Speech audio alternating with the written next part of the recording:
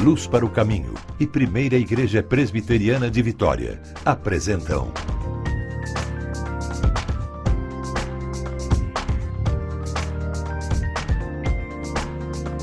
Cada Dia.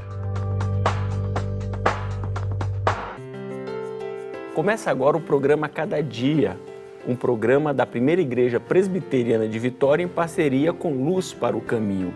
A Primeira Igreja Presbiteriana de Vitória é uma igreja cristã reformada comprometida em pregar a palavra de Deus, em anunciar Jesus Cristo, único e suficiente Salvador. E aqui ao meu lado, o pastor Hernandes, a quem eu quero dar as boas-vindas para que nós possamos continuar com o Sermão do Monte. É um privilégio estar aqui com você, pastor, e sobretudo para tratar de um assunto tão relevante, tão oportuno, tão atual, tão necessário. A minha esperança é que você seja profundamente abençoado com o programa de hoje e com os outros programas que virão sobre este assunto. Antes de anunciar o tema do programa, eu quero que você conheça um pouco a Primeira Igreja Presbiteriana de Vitória. Logo em seguida, voltamos com o tema de hoje. A Primeira Igreja Presbiteriana de Vitória está em solo capixaba há quase 100 anos. Seu compromisso é proclamar a palavra de Deus e fazer da educação cristã a base para a transformação do ser humano e da sociedade. A estrutura da Primeira Igreja Presbiteriana de Vitória oferece atividades para diversas idades e interesses. Eu acho que a escola dominical é o momento que a gente aprende mais da palavra de Deus e tem o estudo bíblico e é um momento de comunhão também com a igreja.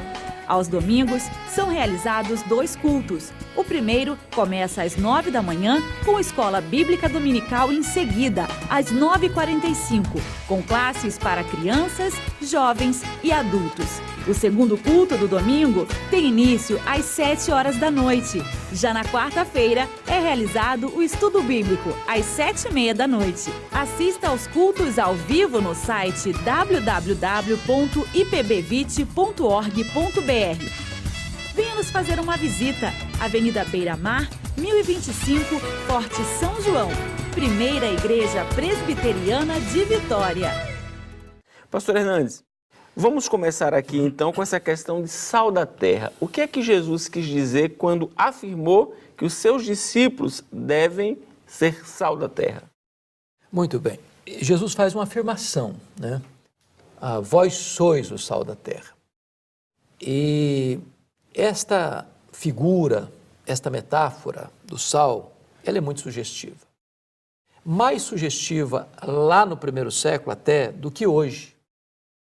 Porque lá no primeiro século, antes da refrigeração, o sal era o principal elemento da preservação dos alimentos. Então, o que impedia que o alimento se decompusesse, se deteriorasse, era o sal. Quando Jesus afirma, vós sois o sal da terra, Jesus está querendo dizer com isso que os discípulos, que a igreja, é o grande freio moral da sociedade. É a igreja que impede que estas sociedades entre num processo avassalador, rápido, de decomposição, de destruição, de apodrecimento moral.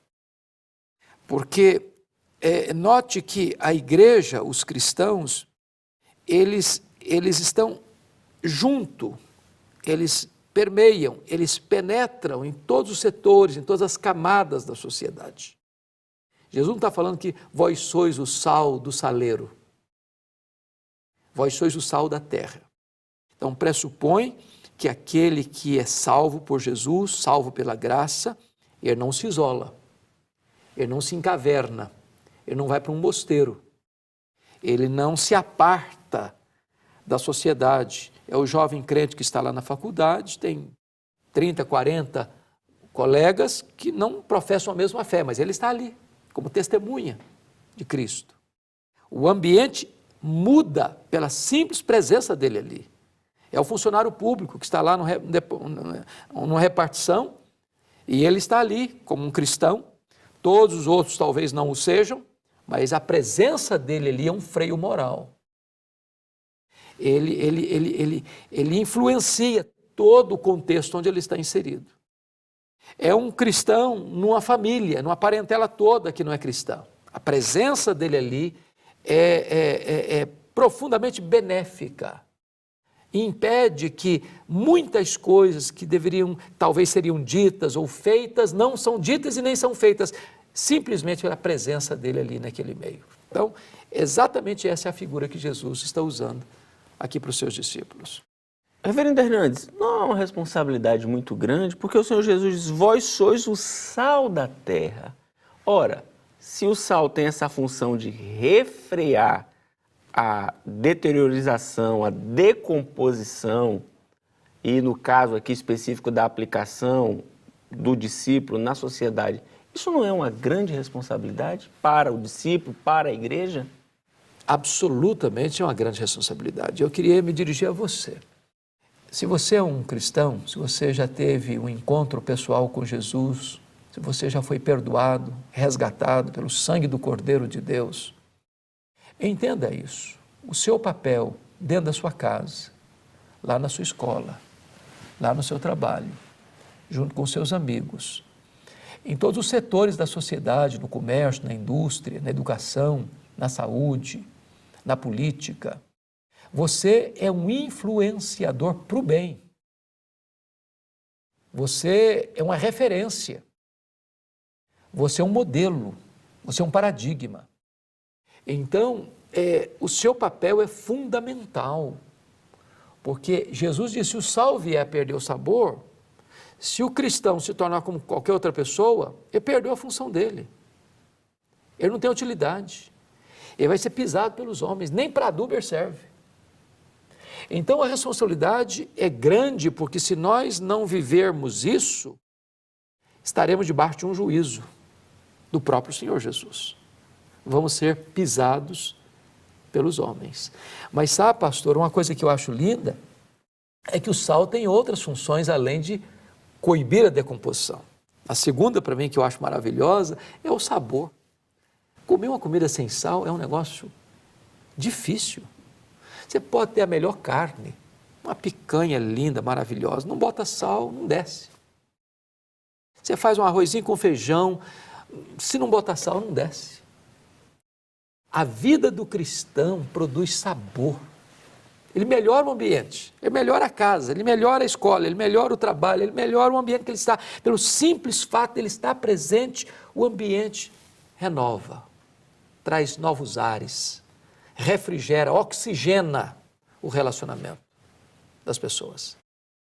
Diante do que o senhor falou, então é uma função de refrear e impedir o avanço do pecado e, ao mesmo tempo, dar sentido, dar sabor à vida por meio de ações positivas. Exato, porque não é só negativamente. Se o cristão fosse apenas refrear o mal, esse é a postura negativa, mas tem o positivo.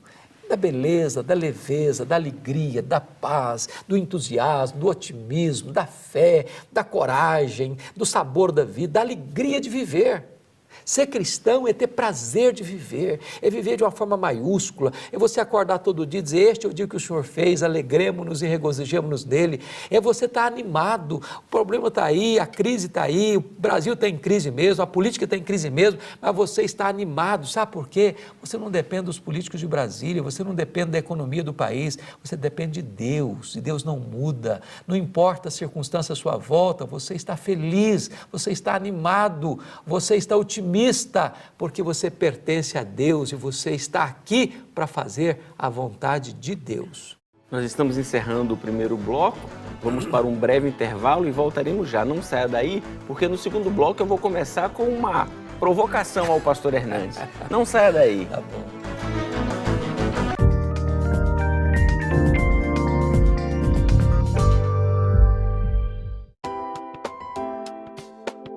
Cada dia é um livreto com meditações curtas para todos os dias do ano. Contém um texto da Bíblia e uma oração. Tudo isso para ajudar você a exercitar sua vida espiritual. Leia uma mensagem por dia antes de sair da sua casa, em algum intervalo ou com toda a sua família. Ligue para 0800 119 105 para receber gratuitamente em sua casa o primeiro exemplar do Cada Dia. Comece bem o seu dia lendo Cada Dia.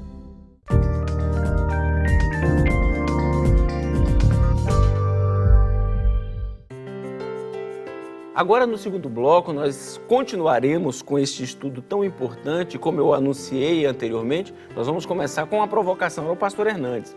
Nós sabemos na nossa sociedade que uma justificativa para ações que não são recomendáveis é a seguinte: todo mundo faz assim. Na hora de declarar o imposto de renda, usa de um artifício para pagar menos imposto. Todo mundo faz assim. Estacionar no lugar proibido, a desculpa é: todo mundo faz assim. Furar a fila, todo mundo faz assim. Como fica essa expressão tão corriqueira na nossa sociedade à luz do ensino de Jesus Cristo? Pastor Jailton, quando Jesus diz vós sois a luz do mundo, ele está trabalhando disso numa região onde fica muito próximo dali o Mar Morto, onde é uma grande fonte de sal.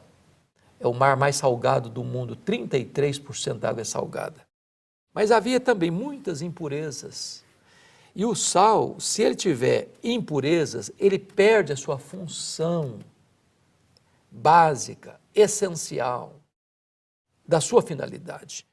Então, o cristão, ele é pautado não por aquilo que a maioria faz. O cristão não é pautado por aquilo que as pessoas fazem para tirar proveito e vantagem. A ética cristã não é situacional. Eu não tenho a lei do Gerson, devo levar vantagem em tudo.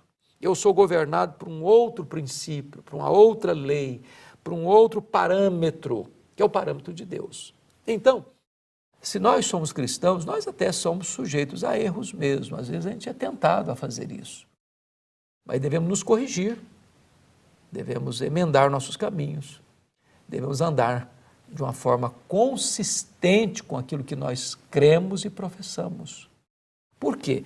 Se nós professamos uma coisa e praticamos outra, nós nos tornamos incoerentes, nós perdemos o poder do testemunho, nós nos nivelamos por baixo, nós nos tornamos sal sem sabor, sem utilidade, que nem para adubo vai servir, vai ser apenas calçada, chão de estrada, vai ser pisado, vai ser humilhado, vai ser rebaixado na sua função e no seu propósito. Então, a Bíblia nos é oferecida e nos é dada exatamente para isso, para que nós avaliemos a nossa vida à luz não das vantagens da ética situacional que governam a sociedade aqui, mas nós devemos estudar a Bíblia para nós sermos governados por princípios lá do alto, lá de cima, os princípios de Deus. Então, diante dessa sua fala, eu vou fazer uma outra provocação. Pode fazer. É corrente a seguinte expressão: a voz do povo é a voz de Deus. Como é que fica essa questão aí agora, à luz do que o senhor acabou de falar? Veja bem. A frase é a frase de efeito, a frase ela é usada aí na imprensa e na mídia, mas a frase não é verdadeira. A voz do povo não é a voz de Deus. E se você examinar historicamente, a maioria nem sempre está com a razão. A maioria nem sempre age de forma sensata. Alguém já disse que a multidão é burra. Alguém já disse que a multidão é como uma boiada que sai desembestada e ninguém segura. Não raciocina, não pensa, não reflete. É por isso que temos que ter muito cuidado com os grandes aglomeramentos, porque, de repente, tem uma decisão da manada e a coisa vai, não tem reflexão. Nós precisamos entender que a verdade não está com a maioria, a verdade não está com o povo, a verdade está com Deus, a verdade está em Jesus. E ele diz, eu sou a verdade. Eu sou a verdade de Jesus. Ele não diz que ele é uma verdade, ele diz, eu sou a verdade. Conhecereis a verdade, e a verdade vos libertará, disse Jesus. Então, não é porque todo mundo está fazendo que eu vou fazer. Não é porque todo mundo acha certo que eu devo achar certo. Não é porque todo mundo está fazendo e está escapando das consequências imediatas que eu devo fazer. Pense comigo hoje na situação do Brasil.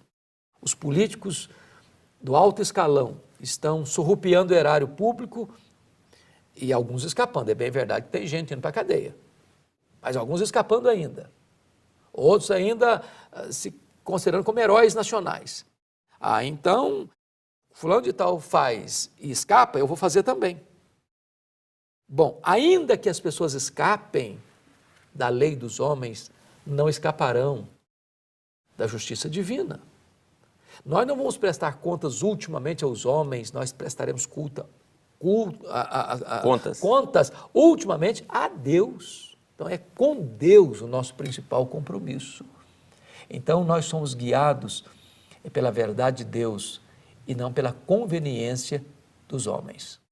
Pastor Hernandes, a segunda sessão, por assim dizer, do Sermão do Monte trata da influência cristã, que é o que nós estamos abordando. Exato. A primeira, com as bem-aventuranças, abordou o caráter cristão. Exato. Agora nós estamos falando sobre a influência cristã. O primeiro exemplo dado por Jesus foi a respeito do sal. E agora, na mesma linha, ele segue falando a respeito da luz. O que ele quer dizer quando afirma que o cristão é a luz do mundo? Pastor Geilton, olha que coisa linda, o equilíbrio de Jesus.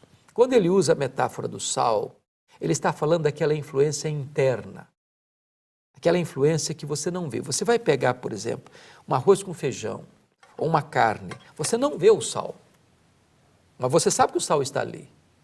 A influência dele está ali, o sabor dele está ali, a presença dele está ali.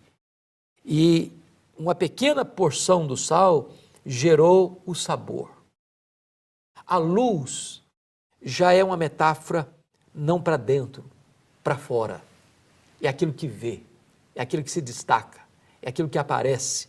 É por isso que Jesus disse que ninguém acende uma luz e bota debaixo de um caixote, de um alqueire.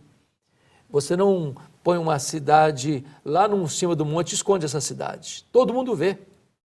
Você vai a um porto, tem um farol à noite para dar direção ao navio. Você vai descer no avião, no aeroporto, tem luzes que pavimentam, que orientam, que balizam a pista de pouso.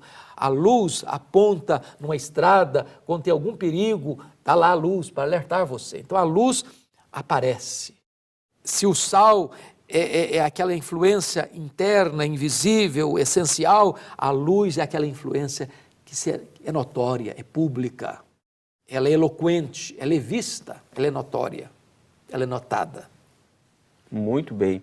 Nós estamos caminhando para a finalização do segundo bloco e no terceiro bloco nós avançaremos um pouco mais dentro da temática da influência cristã.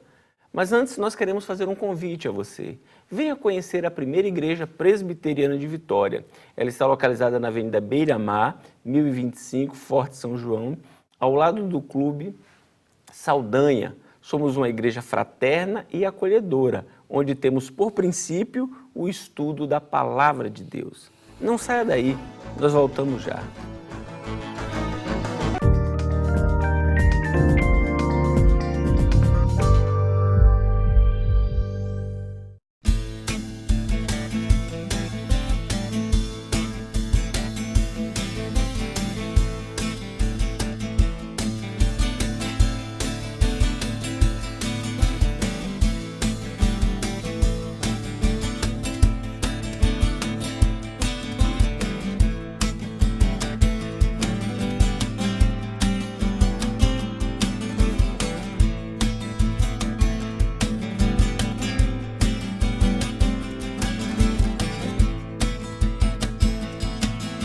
Com muita facilidade, mudamos nossa linguagem,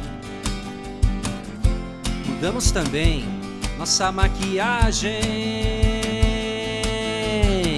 mas o que nós somos, nós revelamos.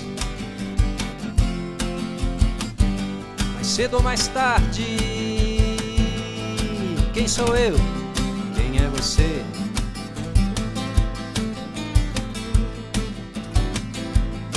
Quem sou eu? Quem é você?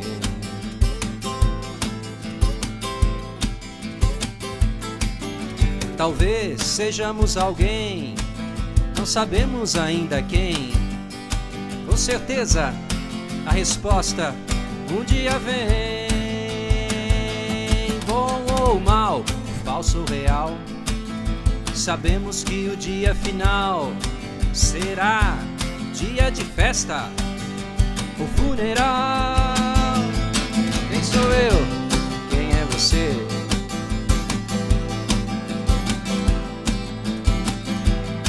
Quem sou eu? Quem é você?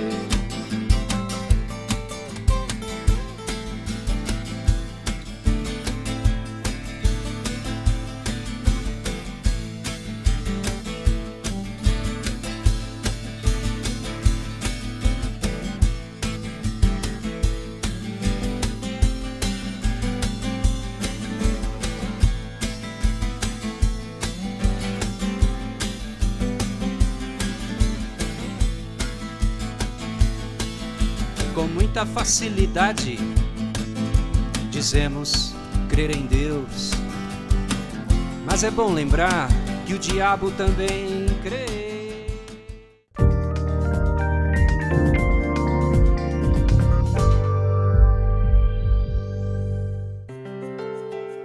Agora, no terceiro bloco, nós vamos tratar de uma questão muito importante dentro da seção da influência cristã. Pastor Hernandes, o Senhor Jesus afirmou: eu sou a luz do mundo. E aqui no texto que nós acabamos de ler está escrito: vós sois a luz do mundo. Quem finalmente é a luz do mundo? Jesus ou seus discípulos? Boa pergunta, pastor. Boa pergunta. É curioso que Jesus Cristo, no Evangelho de João, faz 7 afirmações de quem Ele é. Eu sou o pão da vida, eu sou o caminho, eu sou a porta, eu sou o bom pastor, eu sou a ressurreição e a vida, eu sou o caminho, a verdade e a vida, eu sou a videira verdadeira. Essas figuras todas, Jesus não aplicou à igreja, aos discípulos.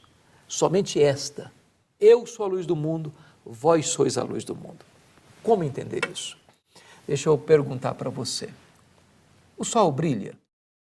E você vai me responder: sim, o sol brilha. Por que o sol brilha?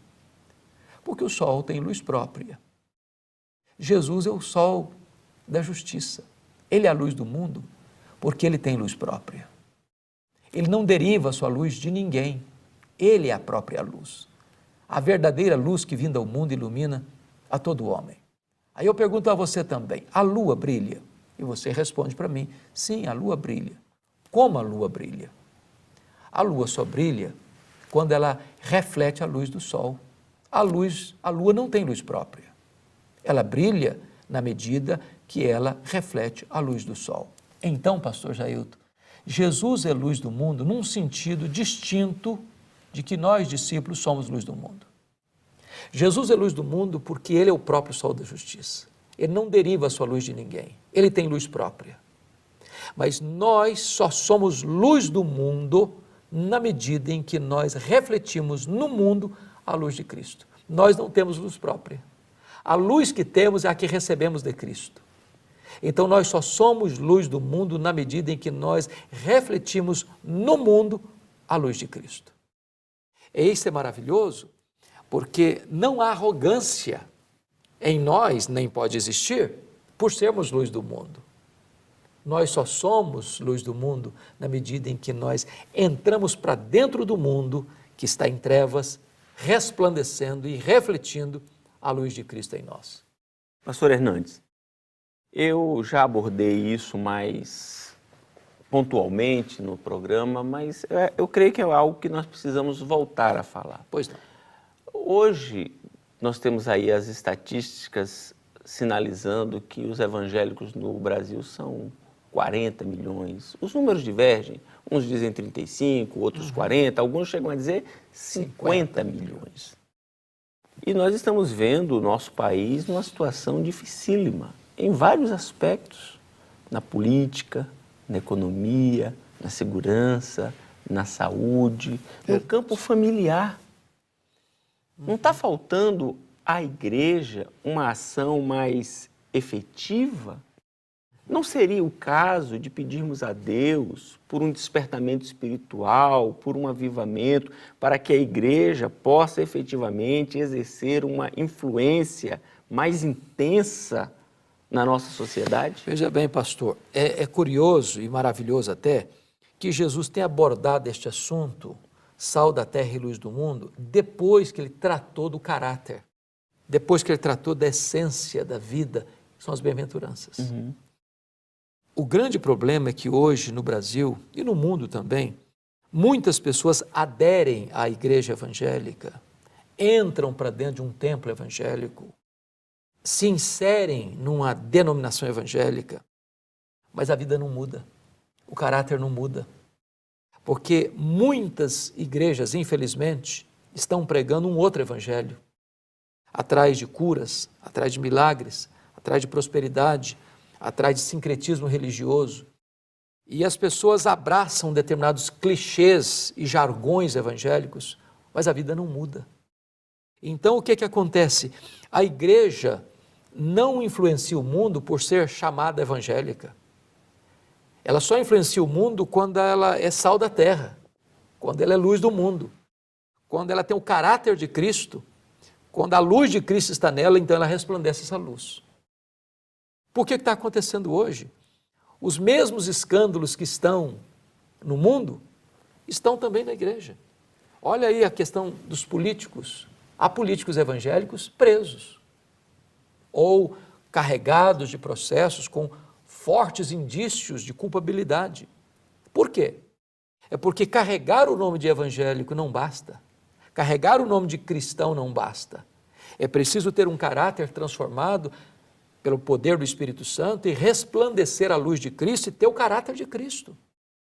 Então, nós temos uma igreja evangélica sem evangelho.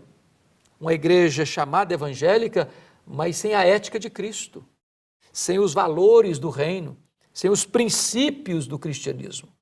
E isso é fundamental, porque não basta você entrar para uma igreja chamada evangélica, ser batizado, carregar uma Bíblia e frequentar cultos. Você precisa nascer de novo, você precisa ter a mente de Cristo, você precisa ter o caráter de Cristo.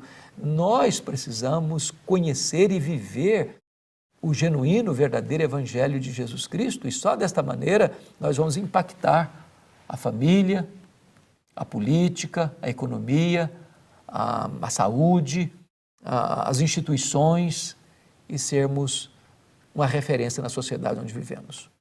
Pastor Hernandes, eu queria me dirigir aqui ao nosso telespectador, lembrando as palavras do Senhor Jesus. Ele assim afirmou: vós sois o sal da terra. Ora, se o sal vier a ser insípido, como lhe restaurar o sabor?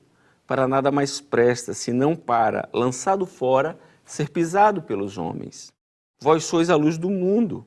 Não se pode esconder a cidade edificada sobre um monte, nem se acende uma candeia para colocá-la debaixo do alqueire, mas no velador, e alumia a todos os que se encontram na casa. Assim brilhe também a vossa luz diante dos homens, para que vejam as vossas boas obras e glorifiquem a vosso Pai que estás nos céus. Nós temos um convite especial a você. Venha estudar a Bíblia conosco. A primeira igreja presbiteriana de Vitória está localizada na Avenida Beira-Mar, 1025, Forte São João, ao lado do Clube Saldanha da Gama. Somos uma igreja cristã comprometida com o ensino bíblico. Venha, traga a sua família. Dominicalmente temos 2 cultos, pela manhã às 9 horas e à noite às 19 horas. E ainda temos a escola bíblica dominical. O que é maravilhoso é que o senhor está expondo exatamente o Sermão do Monte, às quartas-feiras. Então, se você quer conhecer esse conteúdo tão rico, tão lindo, venha, quarta-feira, 7h30 da noite, traga a sua família e você vai receber esta preciosa instrução. Não deixe de assistir o próximo programa que dará continuidade à série. No próximo sábado, neste mesmo horário, nesta mesma emissora. Deus o abençoe. Um grande abraço.